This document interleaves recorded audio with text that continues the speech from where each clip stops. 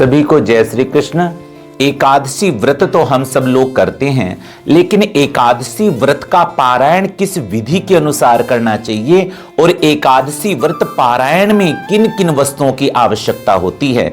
एक ऐसी शास्त्र विधि जिसको सभी संत तपस्वियों ने सर्वश्रेष्ठ कहा है, वो कौन सी विधि है? एकादशी का पारायण किस विधि के अनुसार करना चाहिए? और इसमें एक प्रश्न उठता है, जो लोग एकादशी का व्रत करते हैं और अगले दिन वीरवार पड़ जाता है, वो वीरवार का भी व्रत करते हैं।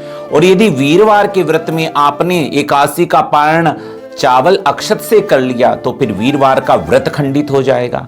तो इस स्थिति में क्या करें? कुछ लोग प्रदोष का भी व्रत करते हैं और आपने एकादशी, कुछ जगह ऐसी स्थिति बन जाती है कि हमें दसवीं बिता एकादशी का त्याग करना पड़ता है, द्वादशी का ही व्रत करना पड़ता है और फिर त्रयोदशी यानी कि प्रदोष व्रत लग जाता है। और प्रदोष व्रत में यदि हमने चावल से पारायण कर लिया तो हमारे प्रदोष का व्रत भी खंडित हो जाएगा।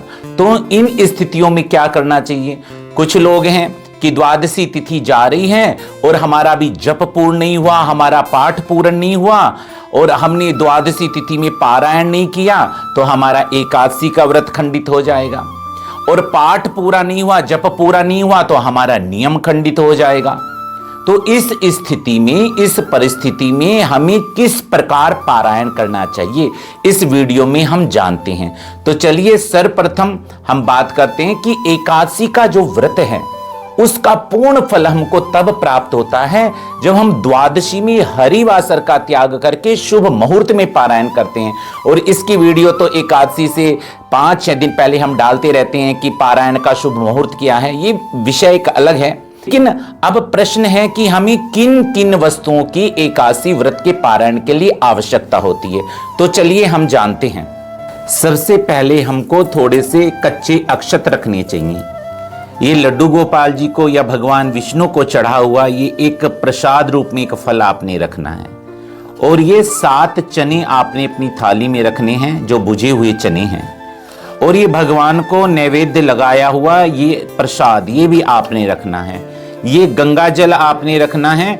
और ये भगवान का, लड्डू गोपाल जी के स्नान का या शालिग्राम भगवान को स्नान किया हुआ ये भगवान का चरणामृत है। और ये तुलसी के पत्र हैं। इन सामग्रियों की हमें सर्वप्रथम आवश्यकता पड़ती है। तो सबसे पहले ये जो 7 चने हैं, इन 7 चनों को हम छील लेंगे। और छीलने के बाद इस एक चने के हम 2 भाग कर देंगे। तो इसी प्रकार हम 7 चनों के जब 2 भाग कर देंगे तो ये हमारे पास में 14 चने हो गए। 7 को हम एक तरफ कर लेंगे और 7 को हम एक तरफ कर लेंगे। एकादशी व्रत का फल हमको तब प्राप्त होता है जब हम द्वादशी में शास्त्र विधि के अनुसार में हम एकादशी व्रत का पारायण करते हैं। तो कुछ क्षेत्रों में लोग लड्डू गोपाल जी को स्नान कराते हैं और उनके चरणामृत से एकादशी व्रत का पारायण कर लेते हैं। कुछ लोग भगवान को, लक्ष्मी नारायण जी को, लड्डू गोपाल जी को फल चढ़ाते हैं और फल को स्वयं प्रसाद रूप में ग्रहण करते हैं और फल खाकर अपने व्रत का पारायण कर लेते हैं। तो कुछ लोग भगवान जी को पंचमेवा अर्पित करते हैं और पंचमेवा को स्वयं खाकर अपनी एकादशी व्रत का पारायण कर लेते हैं। लेकिन ये सारी विधियां अच्छी हैं, लेकिन इनमें सर्वश्रेष्ठ विधि जो संतों ने, तपस्वियों ने, वैष्णव जनों ने बताई है, वो सर्वश्रेष्ठ विधि क्या है? जिस विधि के अनुसार पारायण करने से एकादशी के व्रत के पूर्ण फल की प्राप्ति हो और भगवान का आशीर्वाद बना रहे, हमारे घर में लक्ष्मी नारायण भगवान का वास हो और हमारे अनंत जन्मों के पाप क्षय हो जाएं, सारे पाप विनष्ट हो जाएं और हमें भगवान के धाम जाने का रास्ता प्राप्त हो जाए, यानी कि हम उसके अधिकारी हो जाएं। तो वो विधि क्या है? तो सर्वप्रथम विधि है कि आप इन जो हमने चने के दाने लिए हैं, इन दानों को, 7 दानों को, जो हमने एक चने के दाने के 2 भाग किए थे, तो इनको आपने अपने दाहिने हाथ में रख लेना है। दाहिने हाथ में रखने के बाद एक दाना आप उठाएंगे, ओम नमो भगवते वासुदेवाय मंत्र बोलकर उस दाने को अपने शीश से पीछे की तरफ इस प्रकार फेंक दें। ओम नमो भगवते वासुदेवाय, ओम नमो भगवते वासुदेवाय, ओम नमो भगवते वासुदेवाय, ओम नमो भगवते वासुदेवाय। ओम नमो भगवते वासुदेवाय, ओम नमो भगवते वासुदेवाय। और इस प्रकार 7 बार उन दानों को अपने सर से पीछे फेंक दे और ऐसी भावना करें कि मेरे 7 जन्मों के पाप विनष्ट हो गए, मेरे सर से उतर गए हैं। और ये पाप 3 प्रकार के होते हैं, कायिक है, वाचिक है, मानसिक है। यानी कि आपने मुंह से किसी को अपशब्द बोल दिए तो वो भी पाप की श्रेणी में आता है। और आपने किसी के लिए बुरा सोच लिया, अशुभ सोच लिया, उसका बुरा हो जाए तो ये मानसिक, ये मन का पाप है। और वाणी से हो गया, मुख से हो गया, और इस शरीर से कोई पाप कर दिया, पैर के नीचे चींटी मर गई, पैर से किसी को ठोकर मार दी हमने, कुछ इस शरीर से कोई पाप हो गया, कोई भी पाप इस शरीर से हो गया, तो ये मानसिक, वाचिक, कायिक 3 प्रकार के पाप। और ये जो 7 दाने हैं यानी कि मेरे 7 जन्मों के पाप विनष्ट हो गए, ऐसी भावना करें। उसके बाद में 7 बार गंगा जल लें और गंगा जल को अपनी हाथों में रखकर ओम नमो भगवते वासुदेवाय मंत्र बोलकर फिर 7 बार ही आपने आचमन करना है। जैसे ओम नमो भगवते वासुदेवाय, ओम नमो भगवते वासुदेवाय, ओम नमो भगवते वासुदेवाय, ओम नमो भगवते वासुदेवाय, ओम नमो भगवते वासुदेवाय, ओम नमो भगवते वासुदेवाय, ओम नमो भगवते वासुदेवाय। और फिर हाथ को धो ले।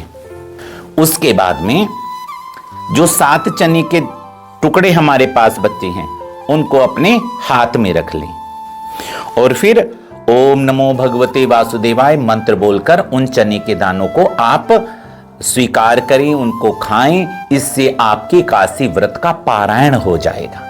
इसको ऐसे आपने ओम नमो भगवते वासुदेवाय, इस प्रकार इन 7 दानों को आप प्रसाद रूप में ग्रहण करें। उसके बाद में आपने क्या करना है, उसके बाद में भगवान आपके घर में लड्डू गोपाल जी हैं तो बहुत श्रेष्ठ बात है। लड्डू गोपाल जी को स्नान करा लिया, शालिग्राम भगवान को स्नान करा लिया आपने, तो फिर उसके बाद में अपने हाथ के ऊपर वस्त्र अवश्य रखें। बाईने हाथ पर वस्त्र जरूर रखें और दाहिने हाथ पर इस प्रकार, ये वस्त्र हो गया, ये दाहिना हाथ है। और गोमुख मुद्रा, गोमुख मुद्रा क्या होती है, ये इस प्रकार गौ माता का मुख, एक गोमुख मुद्रा से आपने एकादशी व्रत का पारायण करना है। और तुलसी माता के साथ में 3 बार चरणोदक लेना और फिर भगवान से प्रार्थना करना, हे मेरे नारायण प्रभु, मैं आपकी प्रसन्नता के लिए एकादशी व्रत किया या की हूं, उसके बाद में मैं इसका फल आपको प्रदान कर रही हूं और एकादशी व्रत का पारायण कर रहा हूं या कर रही हूं। इस प्रकार ओम नमो भगवते वासुदेवाय मंत्र बोलकर भगवान के चरणामृत को स्वीकार करके भी अपने व्रत का पारायण करेंगे। एकादशी का व्रत आपने किया और अगले दिन आपको गुरुवार का यानी कि बृहस्पतिवार का भी व्रत रखना है और उस दिन आपने चने से पारायण कर लिया एकादशी का या चावलों के साथ पारायण आपने व्रत का कर लिया तो आपका बृहस्पतिवार का व्रत खंडित हो जाएगा। फिर क्या करें, फिर उसमें उस स्थिति में हमें क्या करना चाहिए, उस स्थिति में हमें भगवान के चरणामृत के साथ व्रत का पारायण करना चाहिए। 3 बार अपने हाथ में नारायण नारायण नारायण बोल करके भगवान का चरणामृत लें और उसके बाद में अपने एकादशी व्रत का पारायण करें। ऐसा करने से आपके एकादशी के व्रत का भी पारायण हो गया और आपके बृहस्पतिवार का व्रत भी खंडित नहीं माना जाएगा, क्योंकि एकादशी का व्रत आपने किया और उसका पारायण नहीं करोगे द्वादशी में और वीर बृहस्पतिवार का व्रत भी रखोगे तो एकादशी का व्रत भी अधूरा रह जाएगा, क्योंकि आपने पारायण नहीं किया। इसलिए एकादशी व्रत का आपने पारायण बृहस्पतिवार को चरणामृत के साथ करने लेना, लड्डू गोपाल जी के चरणामृत के साथ, विष्णु भगवान शालिग्राम जी के चरणामृत के साथ व्रत का पारायण करें। और कई बार ऐसी स्थिति हो जाती है, अगले दिन कुछ लोग जो होते हैं उनका निर्जल व्रत भी आ जाता है, तो उस जो लोग निर्जल व्रत करते हैं उनको किस प्रकार अपनी एकादशी व्रत का पारायण करना चाहिए, तो उन लोगों को गंगा जल हाथ में लेकर 3 बार विष्णु विष्णु विष्णु भगवान विष्णु के इस नाम का उच्चारण करना चाहिए और उसके बाद में निर्जल आपका व्रत है तो आप जल पी नहीं सकते। आपने जल पी लिया तो आपका व्रत खंडित हो जाएगा निर्जल, और फिर एकादशी का पारायण नहीं किया तो एकादशी का व्रत भी खंडित हो जाएगा। तो उस स्थिति में क्या किया जाता है? तो शास्त्र कहते हैं इस स्थिति में हाथ में गंगा जल लेकर 3 बार विष्णु विष्णु विष्णु बोलकर उस जल को सूंघना चाहिए,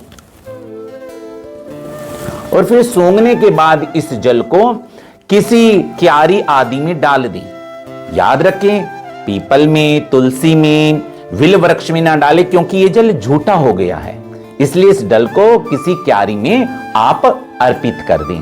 ऐसा करने से आपके एकादशी व्रत का भी पारायण हो गया और आपका जो निर्जल व्रत है वो भी अखंड हो गया। उस व्रत की भी सारी पालना आपने कर ली है।